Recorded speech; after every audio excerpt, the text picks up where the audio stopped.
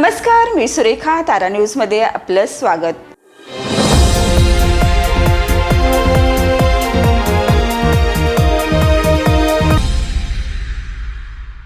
श्रीमंत शाहू छत्रपती यांना विजयी गुलाल लावण्यामध्ये काँग्रेस जिल्ह्याचे नेते आमदार सतेज पाटील यशस्वी ठरले आहेत.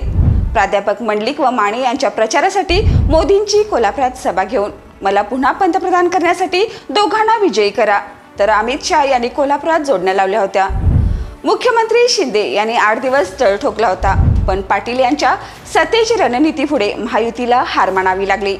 पाटील यांनी शाहू छत्रपती यांची उमेदवारी जाहीर करून प्रचारामध्ये आघाडी घेतली होती.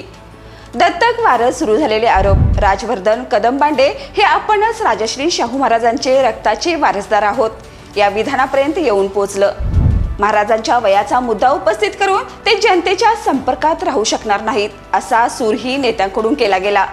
शाहू छत्रपती हे वारसदार आहेत, तसेच जनतेच्या कामासाठी प्रत्येक तालुक्यात जनसंपर्क कार्यालय सुरू करणार असल्याचं सतेज पाटील यांनी प्रचारातून सांगितले.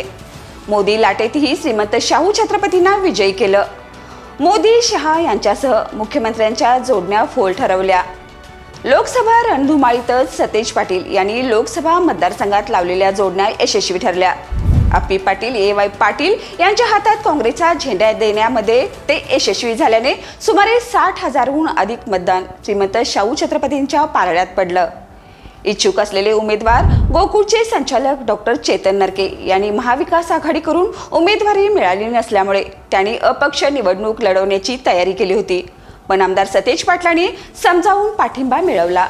स्वाती कोरे यांनाही सोबत घेऊन महाराजांचे पारडे जड केले.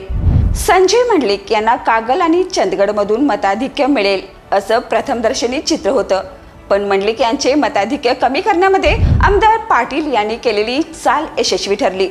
विधानसभा निवडणुकीपासून सुरू असलेली काँग्रेसची सतेज घोडदौड आजतागायत कायम राहिली आहे. लोकसभा निवडणुकीमध्येही कोल्हापूरच्या महाविकास आघाडीचे उमेदवार विजयी करून राज्यव्यापी समक्ष नेतृत्व सिद्ध करून दाखवून दिलं आहे.